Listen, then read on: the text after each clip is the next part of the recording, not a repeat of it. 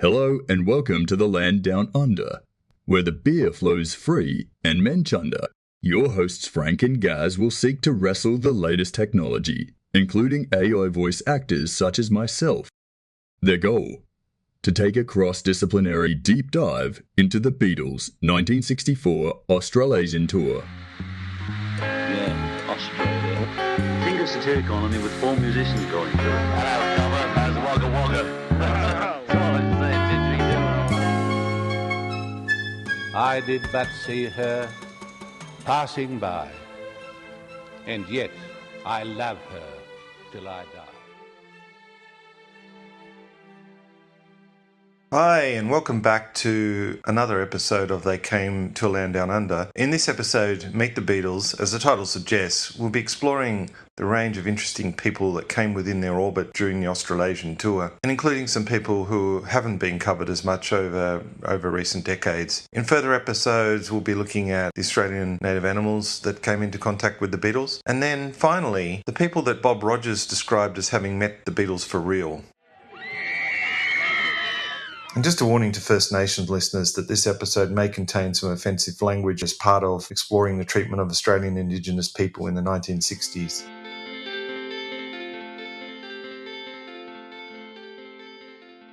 So in this tour, obviously, over the years, many notable Australian identities, colourful personalities have been mentioned, and they're well covered in many of the existing tour material. But we want to look at some other individuals who came into the orbit of the Beatles that perhaps weren't as noticed. In Glenn A. Baker's book, it was really interesting to me that he referred to a Nigerian journalist who was posing some tricky questions to the Beatles on all things of the future of the Commonwealth, Frank, as well as having a chat to Paul McCartney about the White Australia policy, of all things. Yes, a very erudite-sounding chap. Paul McCartney says, oh, look, I didn't think Australia allowed coloured people to come in. I remember reading about this in geography at school, which I failed, and I thought I was a bit off. I thought Australia was the only country in the world to do this, apart from koalas and kangaroos. My biggest early impression of Australia had been this white-only business. In fact, John and I were talking about it only this afternoon. So when I saw you, I thought, hello, we'll get the government onto this right away.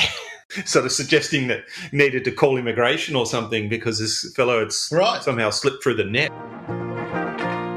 When the journalist told him that there were more than 3,000 Asian students in Australia and that he himself had found no real discrimination, Paul answered, that's good, because there is in Britain and America. That really piqued my interest, Frank. I thought, how am I going to track this down? What's the story behind this? What is a Nigerian journalist doing interviewing the Beatles, of all things? Indeed, it's quite intriguing, right? I was separately looking at a biography on Richard Neville, who was an Australian writer, biography, The Hippie Hippie Shake, from I think it's the 1990s. Yeah, it'd be the 1990s. And he used to write for the legendary Oz magazine. What are you trying to get at with the magazine? What are your targets? Well, they're wide and varied, but they're ignorance and intolerance and what are the criticisms corruption. that they usually bring against you? Well, it's obscene and filthy, and it's not funny, and it's not constructive, and it's should be wiped out. And you read enough of this stuff. Neville recollects an interview with one Alabisi Ajala, if I'm saying that right. Wherein lies the future of the Commonwealth, he asked Paul McCartney. Response, I have no idea. John Lennon was less confounded. As long as it keeps going in everyone's powers, I suppose it's all right. From these two books, I'm able to join this up. Buried in the National Library is a copy of his biography, An African Abroad, from 1963. He was on a journey to understand Australian culture, Australian foreign policy, and the White Australia policy. The book, I guess, goes into those issues, and he's managed to have some discussions in Canberra about that. Well, he did seem to sail through Australia. He didn't seem to have any problems having access to prominent figures, and he makes quite detailed observations, doesn't he, about his experiences. This is a man who has travelled 87 countries on a moped. In the course of his travels, he'd met and exchanged views with most of the, quote, controversial statesmen of the world, including Khrushchev, Sukarno, Nehru, Prince Sihanouk, and in Australia it's Sir Garfield Barwick. He's probably less controversial from some points of view, although controversial in his own right in Australian political history. Yes. Barwick, acting for the government, failed to convince the High Court to uphold Sir Garfield Barwick is quite a prominent figure in both the fact that he was part of the government in the early 60s and upon his retirement he became a High Court judge. A High Court judge that had prominence both in terms of the development of the High Court in Australia. There is no one section, it's just the vibe of the thing. In fact, he pushed for the development of the building of the High Court in Australia, often referred to as Gars Mahal. Gars Mahal. Yeah. But more importantly, as it transpires, had quite some influence on the then Governor General in the dismissal process of the Whitlam government. So we are not talking about an insubstantial figure here. This is a serious figure in Australian history, and it's quite remarkable that he gave his time to this Nigerian journalist. And as I'm sure you'll mention, he says some quite interesting things about Australia, right? Indeed, he's quite frank, insightful and open on a range of issues, including, Indigenous rights and race, migration, assimilation, the Australian, identity, personality and cultural cringe, as we refer to. And as you say, he gets to see Sir Garfield Barwick after writing to Menzies, Prime Minister himself. Garfield Barwick was the Minister for External Affairs. At that point, he was put in that position by Menzies following the 1961 election, probably at a period where Australia had a bit of a job to do in terms of its narrative correction on these issues. And the journalist had come through Southeast Asia and was very much picking up on slightly negative sentiment towards Australian policy, and he was channeling that at Sir Garfield Barwick. But a few interesting quotes for us to discuss here, his observations, if you like, on central aspects of the Australian character. He does see Australia as a truly politically democratic country, even compared to many of the other 86 that he's visited. So he's very positive about that, and including the open criticism of government that is possible. But he sees an immaturity in our foreign policy, in our approach to the world. Quite telling that he says, I think the Australian is more an ignoramus than a snob. He's a good social mixer and willing to have a good time. But when it comes to what is happening around him and outside his society, he doesn't give a darn. It's basically let Robert Menzies and Barwick worry about that. He really could appreciate the hospitality and unsophisticated manners of the Australian, especially when they approach a foreigner for the first time. So he might have been walking along the street in Darlinghurst or somewhere, and a visitor is often stopped, invited to come along for a glass of beer, where he likes it or not, by a complete stranger. And this happened to him a number of times. And at the pub, during informal conversation, your very kind-hearted and sociable host demands you give impressions of what Australia's like. These big glasses are called schooners and the small ones are middies. Thank you. I wish to have a middy. Have one with me. Thank you. Two schooners, thanks, Gene. I would be extremely delighted to accept your... I was particularly struck by his description of when he went and saw the manager of a pub. And the manager of the pub says, how are you enjoying your stay in Australia? The manager inquired. And in order to avoid any unpleasant argument, I was non-committal. I'm still finding out, says the journalist. Well, that's good. You will find that this is a good country, best in the world. Don't let anyone tell you otherwise. And I was quite floored because that thing, that expression, best in the world, mate, Australia's best country in the world, mate. Well, we know that. We know that, right? We know. It's over and over again. It's a self-evident truth, right? So best in the world, mate. And there it was in black and white, and I thought, well, that's a very telling element of the Australian psyche, isn't it? It's a recurring narrative. It's a recurring motif. And now for a few words from our 1964 sponsors.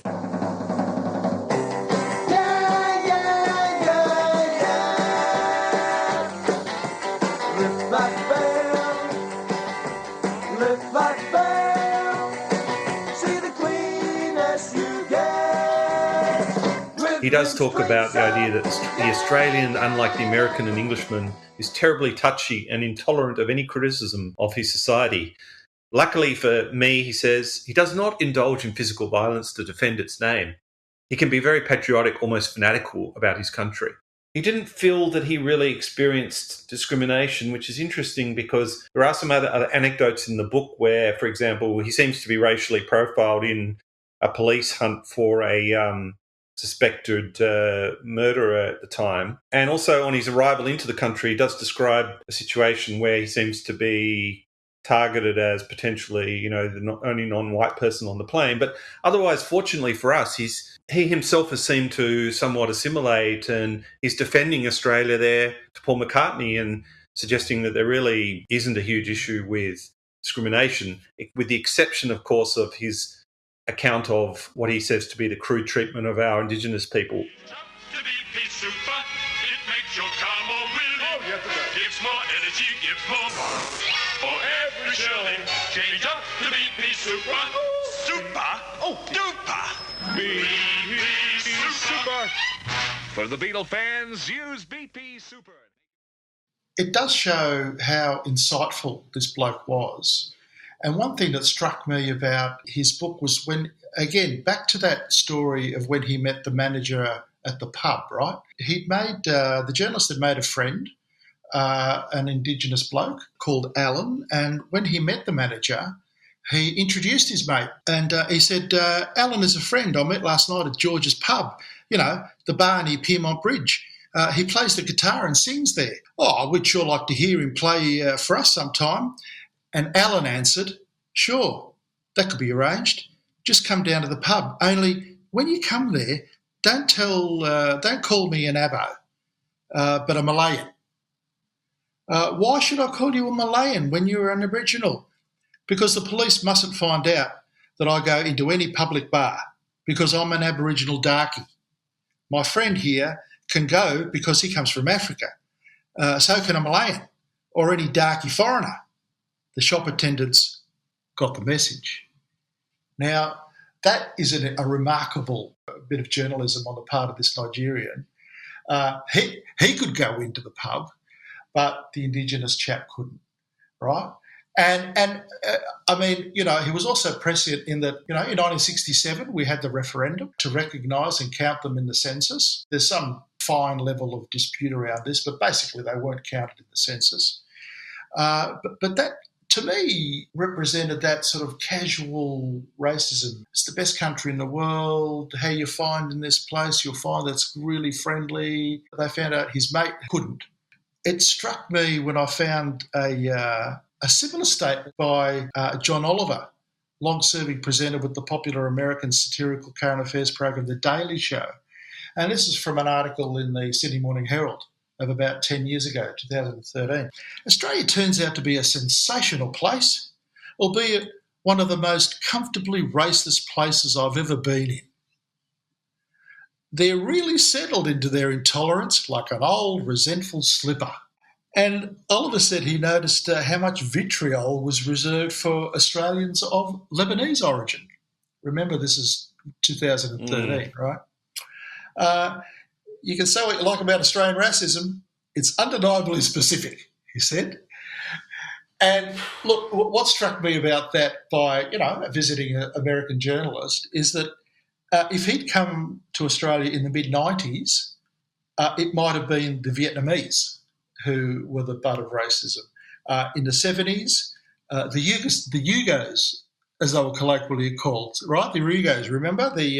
Or the Massos. In the 1950s and 60s, it would have been the Greek or the Italians, the Itais, or just more generally the Wogs. Being a Wog myself, mate, I can testify to the veracity of that observation. It's a nicer place. Shut up in your face. That's my mama. But it moves on. If you're here and you do the right thing, if you assimilate, it moves on. This notion of casual racism and assimilation is really powerful, I believe, in Australia. If I could just quote from a great book that I've just finished reading by Peter Polites, God Forgets About the Poor, and it's about Greek migrants and that sort of narrative. A Greek lady, she's now in her middle to late age, and she's living in Marrickville, and she's at hospital. She's in hospital getting some sort of surgery, and And I might just read this quote out. It said, this is her musing, right, thinking to herself while she's in hospital. Mm-hmm. She was lucky when it came. Yeah, she was lucky when it came to staying in the hospital. She was grateful to whichever Prime Minister had brought in Medicare, had fought the smug doctors who didn't want it. Something to do with Gough Whitlam, the one who had made Australia multicultural. Mr. Whitlam, friend of the Greeks. He was the kind of man who came to their Greek festivals and commemorative days. She had been in Australia when he was in power and had met him twice personally. Apparently, he had made the universities free for citizens, but he also allowed the wogs to be themselves in a way that hadn't been allowed before. He said multicultural. It was okay for them to speak their own language in the street. They wouldn't be yelled at, told to shut up. And that quote resonated with me, as I said, because I remember my mother being on a bus with one of her friends and speaking in Italian, and someone from the back of the bus said, why aren't you speaking English, please? Or something like that. To which my mother, feisty as she was, says, well, actually, no, why don't you learn Italian? The point is that there was pressure. There was pressure to assimilate. So the locals got on board enforcing it, is what you're saying. The locals got on board in gusto in making it clear that, this is what assimilation means, right? Australian culture was that it was frowned upon to talk in a foreign language publicly. It wasn't liked. We didn't need policy because it was just going to happen. And now for a few words from our 1964 sponsors. There's the Ellie Lucas Hairdressing Salon for a start, where students and general public alike too can obtain the best hair care at Melbourne's most reasonable prices. There's a gymnasium where students can exercise at any time they feel inclined. No extra charge. You can always have a shower and makeup before going out to a show. You remember the best place to go for the best poise and deportment in the Ellie Lucas School of Elegance finishing course. That's the School of Elegance at 52 Russell Street here in Melbourne Town, where beauty can be learnt. Ellie Lucas, bring you this part of the official Beatle motorcade as we go back. Linking back to the Beatles tour, and mentioned this elsewhere, but what's fascinating was their apparent consciousness of Indigenous people, the Beatles themselves, and asking why haven't we seen any Indigenous people on the tour.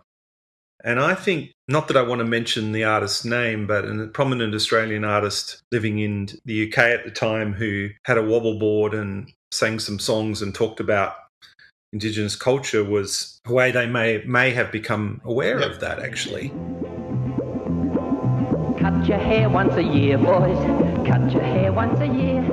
If it covers your ear, you can't hear, boys. So cut your hair once a year. All together downtime, you kangaroo down. There was the case, I think I mentioned, of a jockey who was Indigenous who happened to be staying in Lennon's Hotel in Brisbane, and they discovered this. And, can you imagine this, as you're talking about the comparison with the Australian culture at the time, you couldn't go into a pub as an Indigenous person. Well, here's the Beatles inviting this fellow to come up and join the party with them up in their suite in the evening. The story appeared in the 2014 on the 50th anniversary of the Beatles tour in the Queensland press about some Indigenous sisters from Rockhampton who have proof that they also met the Beatles in Brisbane. Amy Lester and her two younger sisters have been sharing stories about that for years, and some people doubted it. I was fortunate enough recently that a photograph turned up out of this trawling of, imagery that we're seeing and posting on the internet. A chance discovery on the internet has unearthed a black and white image showing Amy with Ringo and George. It's credited to an Australian, John Howard. There are some prominent John Howards in our country, a former Prime Minister, a well-known actor, and then a photographer by the name of John Howard, who happened to be travelling around on the tour. He's produced these photographs. They just happened to be walking the streets of Brisbane. I think Amy was there to chaperone her younger sisters who were only 18 and 14, and they had tickets to the concert at Festival Hall in Brisbane, and they were approached by a gentleman.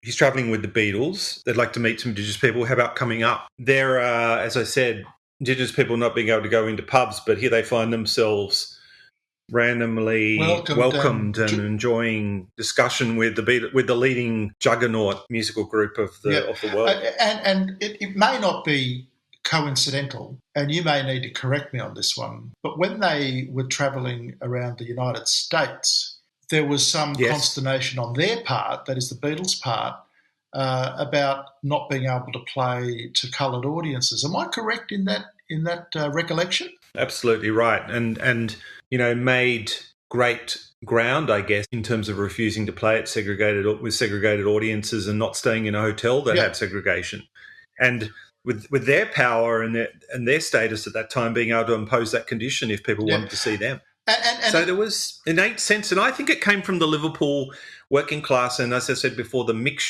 racial mixture of that city, which was a little bit different as a port city in which sailors and others of different backgrounds were coming and going, and they had a much more egalitarian sense of humanity. I think that's probably absolutely right. The other thing that I think would have been really important is the marches in 1963 led by Martin Luther King. And so that would have been in the ether, very much in the ether. They would have picked up on that. Absolutely. And as musicians, I guess they were encouraged not to openly speak about things for a while because it was a sort of sense from the management that it might affect their popularity, but they were hard to control on those things. Hey, Frank, there's one other thing in the diaries of this journalist that I think I just wanted to pick up on that go back to themes we've been emphasising. And I had this grand idea in one of the early episodes that we have this fundamental tension, dialectic, whatever you want to call it, between the different aspects of the Australian personality. Mr. Ajala really picks up on this of the prickliness and the sensitivity to criticism and the notion of our no better place in the world sentiment that you picked up on. But at the same time, on the other side of that, there was a sort of feeling here that it was common to hear people, particularly in the upper middle class and the social set, to say, I'm returning to Europe next year. I just came back to see a few friends. And that when you meet the intelligentsia, as he described it, which was an interesting word, you receive the impression that anyone who has not been to Europe or America has not seen much of life as yet.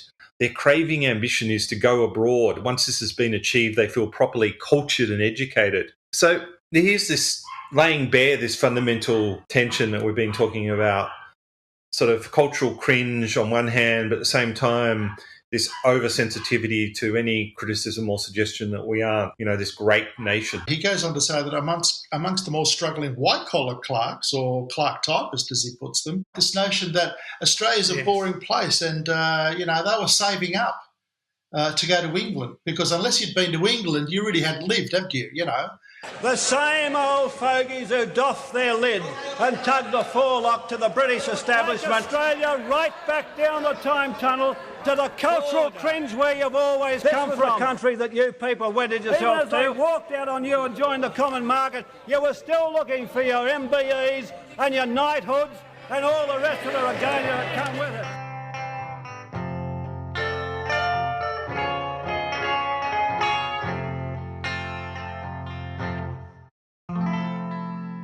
Allows me to turn to another figure who I think in the historiography of the Australian tour has had a pretty good run in recent years, and that's Blanche Dapouget, and you're going to have to correct me in the pronunciation, given your Sydney cider experience. I think that's right, isn't it, Frank? Blanche Dapouget.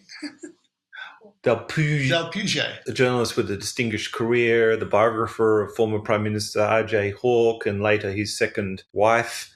In 1964, 20-year-old reporter on the Daily Mirror, she was sent to interview the Beatles at the press conference on the day of the arrival in Sydney. Much reported wild scrum that took place, very disorganised, and many more journalists turned up than probably should have.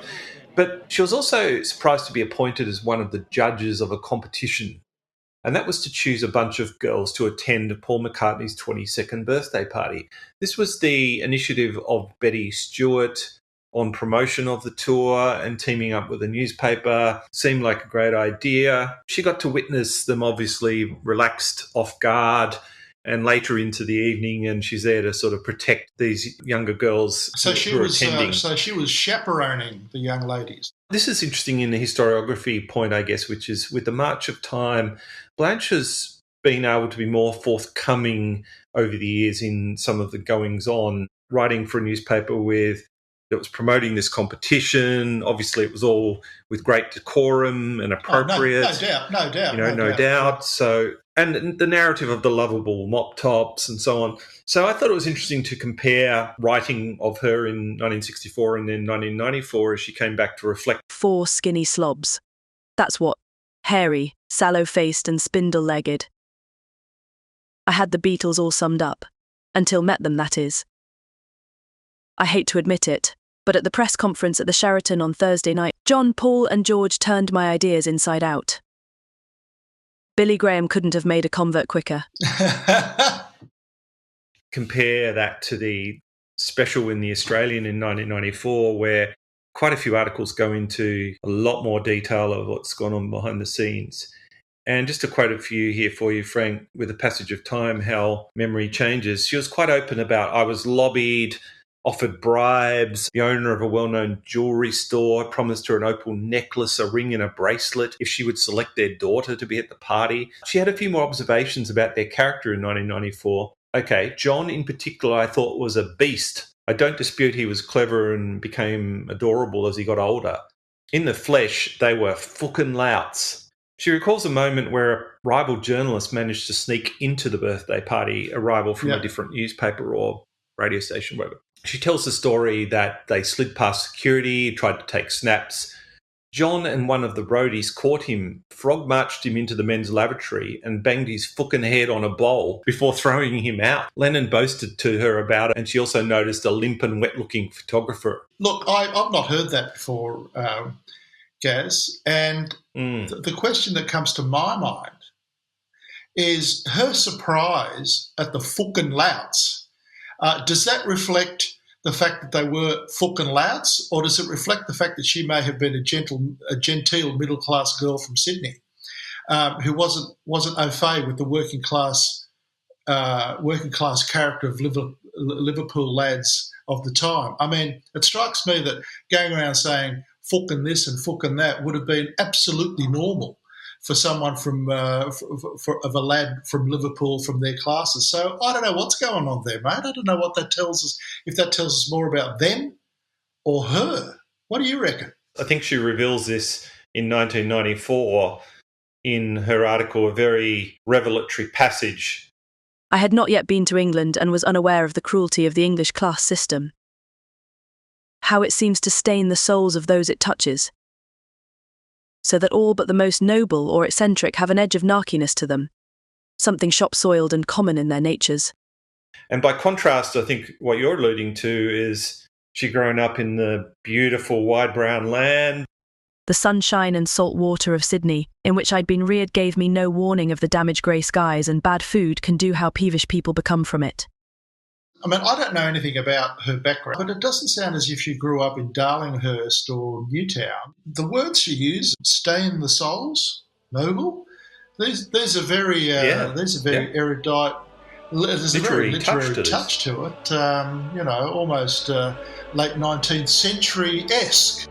Dark satanic mills, this is the way those 19th century writers used to write about the working class, and they were like tender souls that were suppressed. But good to see that the class system is working, in that the most noble and eccentric at least were spared of any edge of narkiness. So that was an interesting observation. So nothing really ever went on in the public boys' schools and institutions, right? Of any sort of darkness. There was no dark sarcasm in the classroom, as Pink Floyd would say. Nice cross-reference. Get no pudding. How can you have any pudding if you don't eat your meat? Another person whose story is well told, Bob Katter, who is still a current independent member of the Federal House of Representatives in the seat of Kennedy from Queensland. And those who have followed enough of the Australasian tour history would surely be familiar with the fact that he revealed himself some 10 or 15 years ago as one of the uni students that went to Brisbane Airport and threw eggs at the Beatles. There's been no musical phenomenon like the Beatles in the last 60 years. There never was before that, and there never will be again. Well, once in 10 lifetimes, not once in one lifetime.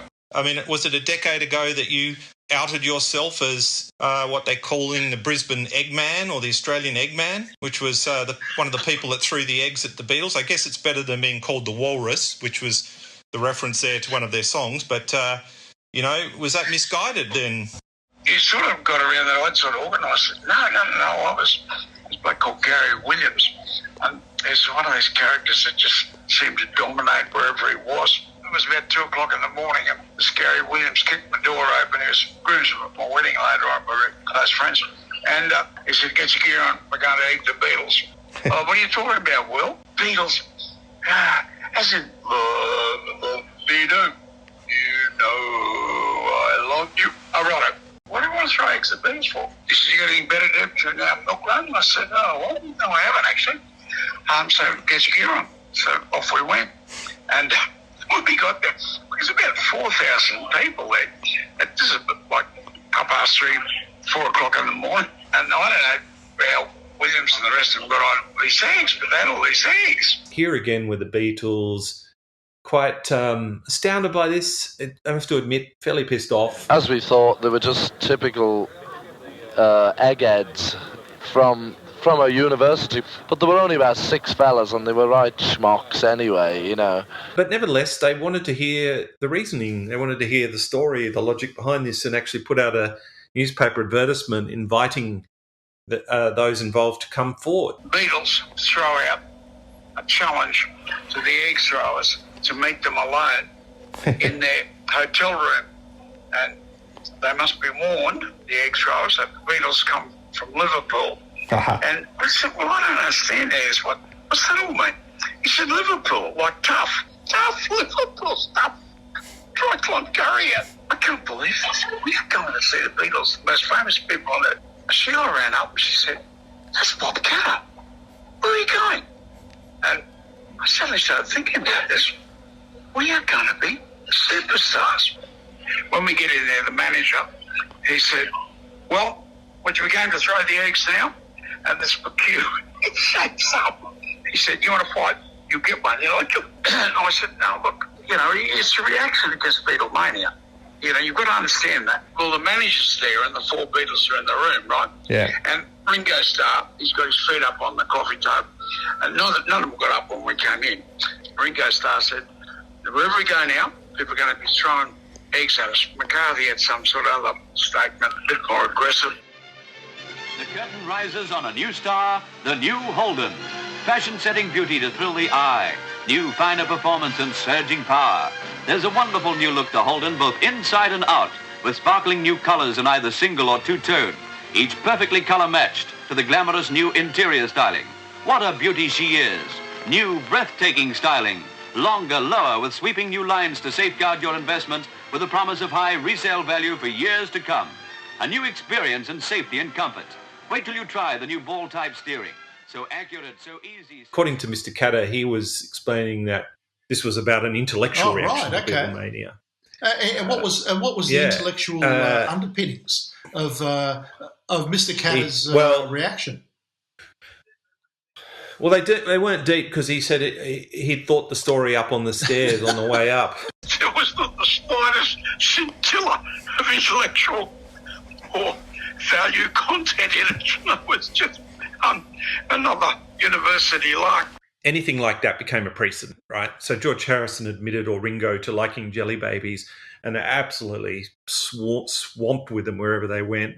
I don't like them at all, because they're so dangerous when they come in big numbers like it does at a show. When our time was sort of finished, we'd be there for about half an hour discussing all this out. Gary Williams says to Paul McCartney, he said, "Listen, I got tickets to your concert tonight.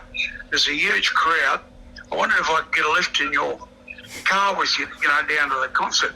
Camel came between police in a convertible. McCartney is so taken back, he doesn't know what to say. And he doesn't want to be rude and say, "No, you can't." I believe an egg landed close to John Lennon or in his trousers, and he said something like, "What do you think I am, a cooking salad?"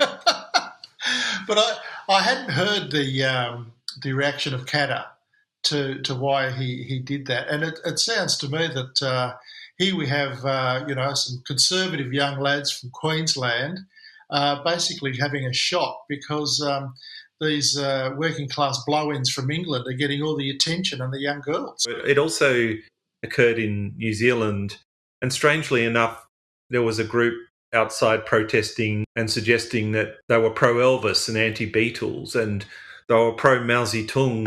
A number of eggs were taken from the Elvis fans. The police did a good job there and removed a number of eggs from the Elvis fans. We now await England's Beatles, Britain's conquering heroes. Well, I don't think Bob Catter's group was part of that, but we saw this as a recurring theme, and it really worried John Lennon that this would become the norm on their tours. They're already pretty scared shitless of the sorts of things that were landing on the stage. We got off, there was a bit of egg on my trousers, but they stopped throwing them by the time we got on. Anyway, we had people posted, so as soon as they threw them, we were going to get them dragged on stage and smash eggs all over the place. But throughout the podcast, we've been talking a lot about Betty Stewart, and we've benefited hugely from her willingness to share her history and her files. Thank you to the Arts Centre in Melbourne for making those available to view those and to draw on those. But she had, again, I think this is an interesting example of somebody who is mentioned in relation to the tour, but has a great broader story, and it tells us something about the opportunities or not for women. She passed away at the age of 96 in 2014. Her autobiography from the year 2000 is called A Survivor in a Star-Spangled World, which reflects the sort of cast of great American stars and others that she promoted here in Australia. Grew up with a single mother. Father passed away in the Depression era. She took up secretarial duties because at that point it was the only real career for a woman, and landed in the world of theatre and theatre promotion. Married, though, the result being, okay, time pretty much that would have signalled the end of her career, and she's off with the husband to the farm and rural life. So the Second World War broke out. Her husband had enlisted, and the fellow who had taken back her job in the PR business in Melbourne had also gone off to war. So her boss rang her up and said, we really need you back. So by this twist of fate and I guess the effect of war, she's had opportunity arise from this. And then very interestingly in this period, a lot of her effort went into the war effort, and actually another aspect of Australian society was keeping up the morale of the servicemen. And of course, we had a lot of American servicemen stationed here in Australia at the time, as we've discovered as well. Through that, she was responsible for entertaining people like General Douglas MacArthur and Prince Philip. Some of the acts that she was responsible for promoting over the years included the likes of Ella Fitzgerald, Dave Brubeck, Margot Fontaine, Gene Pitney, Frank Sinatra, the Trapp family singers that would have been very popular here in Australia, the Omsk Siberian dancers, Winifred Atwell, and she starts her own business in Sydney as one of the first women apparently in Australia to run her own business, conduct her own enterprise, and then ends up supporting Ken Brodziak, the promoter, in the Beatles tour. And high praise from none other than great Australian colourful entertainment identity of many years, Bert Newton, the late Bert Newton, said Betty seemed to have press agents, managers, journalists, local performers and international stars in the palm of her hands, the same figurative hands that could also land a mean blow to someone's pride or arrogance when the occasion was right. It tells us about, I guess, the chance opportunities that women, some women were able to have in a period that was still very restrictive. But it was very much a chance opportunity, wasn't it? She's almost the exception that proves the rule that things were very different for women compared to men at that time. I was struck yesterday when I was with some of the notes you sent me about her, because at the same time yesterday, in yesterday's Financial Review, there was an article about, there's still no female chairman of boards now in the Australian top 200 companies. So the issue of gender equality has still got a long, long way to run. In the early 60s, the status of Australian women was being discussed throughout the country. As one of the first women to have their own company, I was certainly aware that I was frowned on by many of my male colleagues. Their attitudes were still very much that a woman's place was in the home, and that femininity cannot exist side by side with equality of the sexes. Betty Stewart, A Survivor in a Star-Spangled World, 2000. And let's turn to another character who found himself at the centre of the Beatles' orbit during the tour, Devon Minchin. Perhaps by accident in some respects, but he was 45 years of age at this point. He'd seen a lot of action as an Australian fighter pilot posted to Rhodesia, which is now geographically partly Zimbabwe and partly Zambia.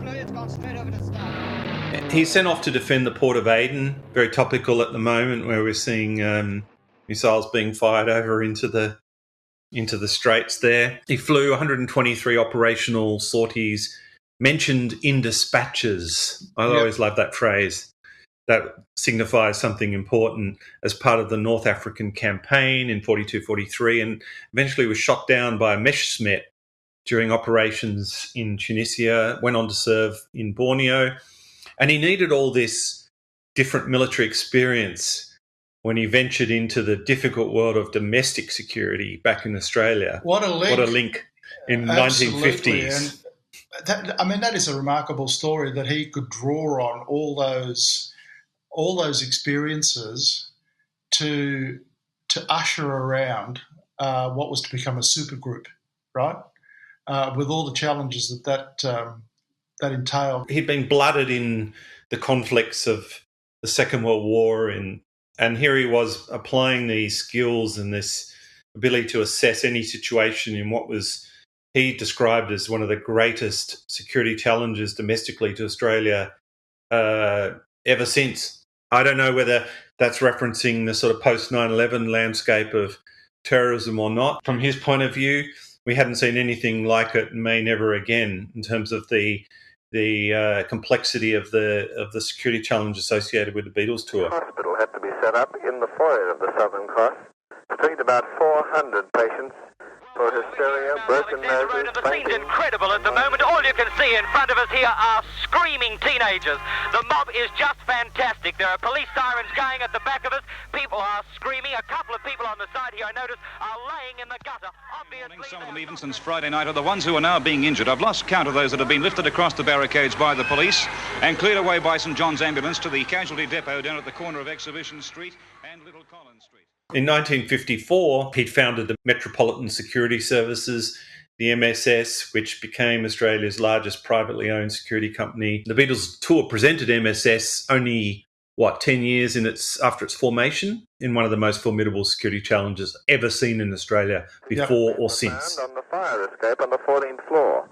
Two others who'd camped earlier on Saturday were found beside the hole there. They have been asked to attend the Flemington races and Australian rules football today. The Beatles, again, will not emerge from their hotel. As the Beatles prepared for our homeward flight tomorrow, packing early in readiness for tonight's midnight collection of our baggage, police were alerted following a letter threatening to shoot the boys. Officially, the letter is regarded as the work of a hoaxer or crank, but Brisbane Criminal Investigation Branch are checking just in case. The letter, handwritten from a country letterbox yesterday, read, "Beatles singers have twisted my daughter's mind from what she was, so they will die for this. I have a rifle and will be waiting for them." It was signed Julie's father.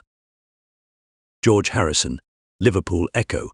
Fortunate enough to have obtained some excerpts from his self-published autobiography, and again, thanks to his son, Nick Minchin, a former federal minister in a conservative government here in Australia. Thank you very much for that.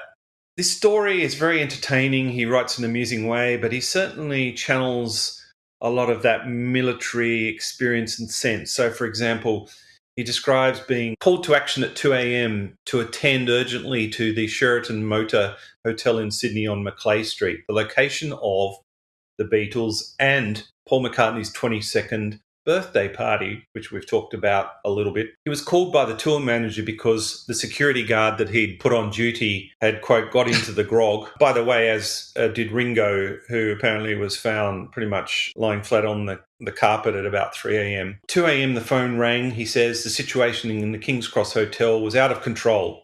I donned my uniform and on arrival found my fine flying friend, which was a reference to his staff member, also a former military pilot, smashed on whiskey. He was actually an alcoholic who never touched the stuff, but was probably tempted by those who were seeking access to the Beatles. Girls would do anything to be allowed into the suite.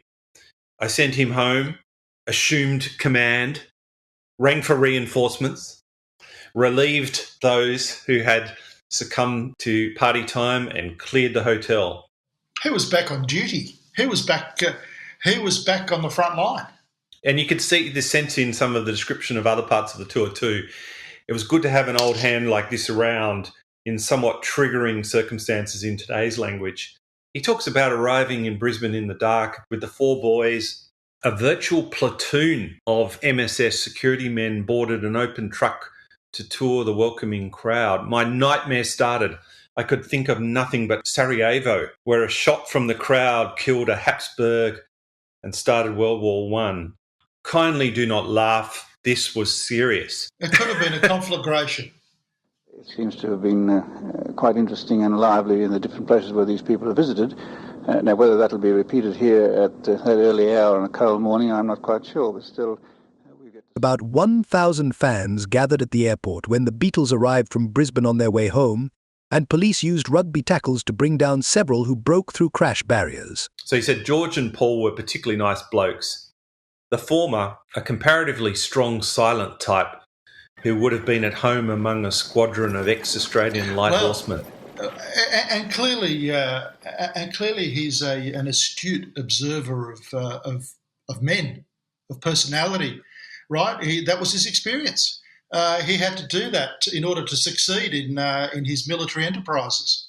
To command a troop like that, you need to instinctively know the character of the individual under your command, right? Material.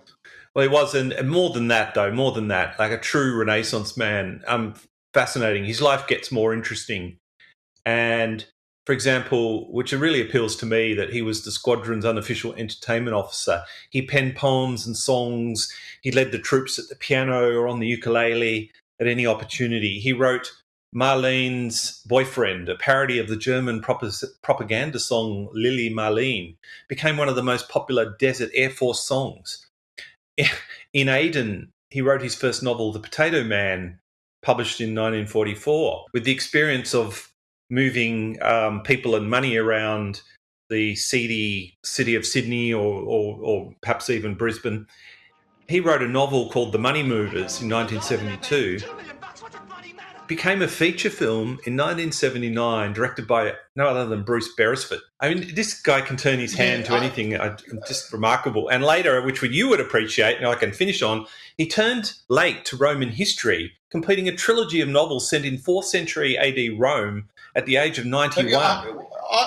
When I noticed your notes on this chap, what struck me is that a huge event like a Beatles tour, and let's face it, it is a huge event, it captures or attracts to it a whole range of people, and some of them are going to be exceptional individuals, right? And this guy is an exceptional individual. You've painted a really interesting story of this man. Military experience. He can turn his hand to all sorts of situations. Good under pressure. He's got a bit of entrepreneurial spirit. He's artistic. And he writes a novel. You've got to hand it to the man, right? It's pretty hard to underestimate the importance for 4 young men in their early to mid-20s who have suddenly have moved from nothingness to international stardom with all the pressure that brings with it, to have an old steady bloke with a lot of credibility, and they would have known it, to say, look, watch out, guys. Just you've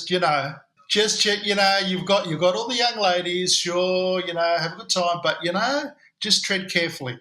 And that would have been really valuable, I would have thought, for those 4 young men, even if they had not followed through. But, just to have a steady hand like that would have been really valuable. He did say that, they were girl crazy, and he lectured them good and proper.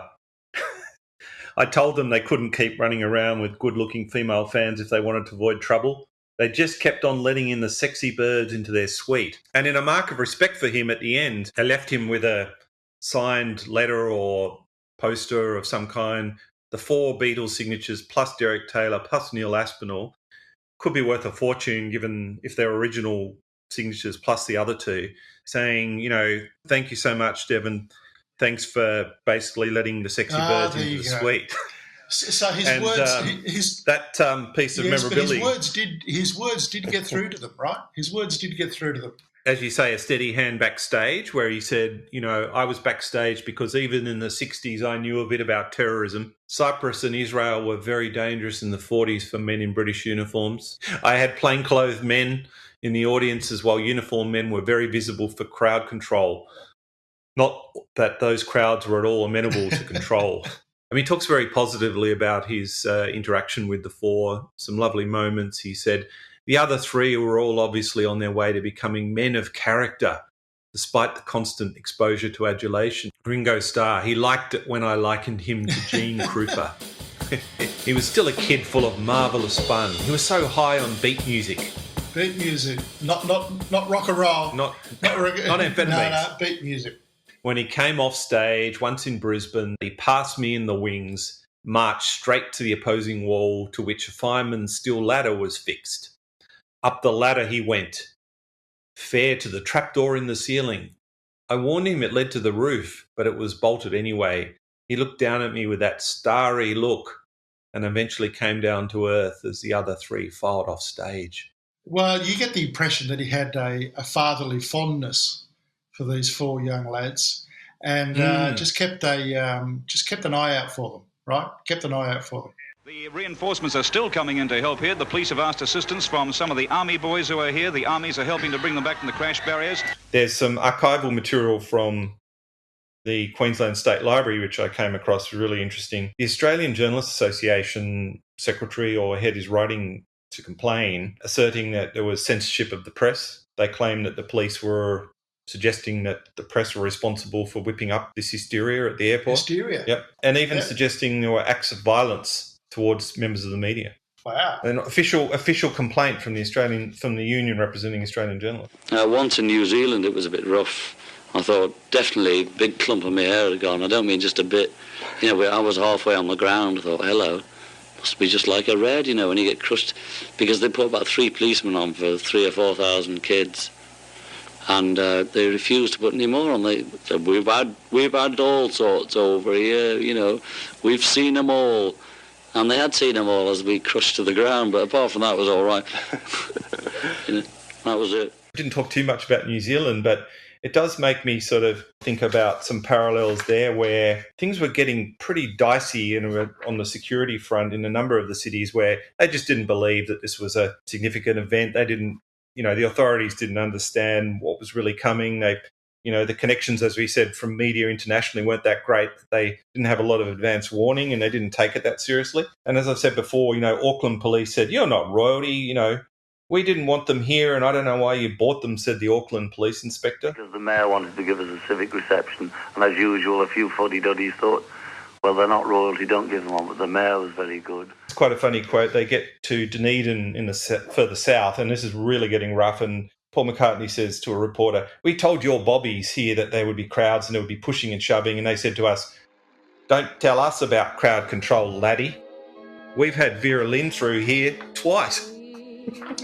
Vera Lynn. Our cousins across the ditch, similar characteristics, that sort of disdain for authority. And who are these upstarts anyway, telling them what to do? It's I find that remarkable. Yeah, you're not royals. I mean, who the hell do you think you are? Like, who the hell do you we've think seen this sort of thing here before. We only provide protection for royalties. Yeah. It's not people like the Beatles. The haircuts were a real problem for the Conservative state, right? A real problem. Yeah. Well, this is a country that has its economy based on shearing sheep, sheep. Very close, and its humans even closer. Rolled shoulder of New Zealand lamb. You must be very friendly with your butcher, Jane. New Zealand lamb. For women who appreciate appreciation. As reported in 8 Days a Week, Graham Hutchins' excellent work from the early 2000s on the Beatles tour of New Zealand, a group of anti-Beatle fly-by-nighters were apprehended, trying to break into the Beatles hotel in Wellington. with the avowed intention of cutting the Beatles' hair. A Beatle protection police force had been set up. Howard Morrison Group here in New Zealand have got a big hit with called I Want to Cut Your Hair. No, not yet. I've heard all about it. Threat of a bomb attacks would be made on the Hotel St George in Wellington, the Wellington Town Hall. They were mounted to hoaxes, but there was a clear message. Not everyone was ecstatic about the Beatle phenomenon. Yeah, Australia. Think of satiric economy with 4 musicians going through it. Hello, cover, how's Wagga Wagga? I did but see her passing by, and yet I love her till I die.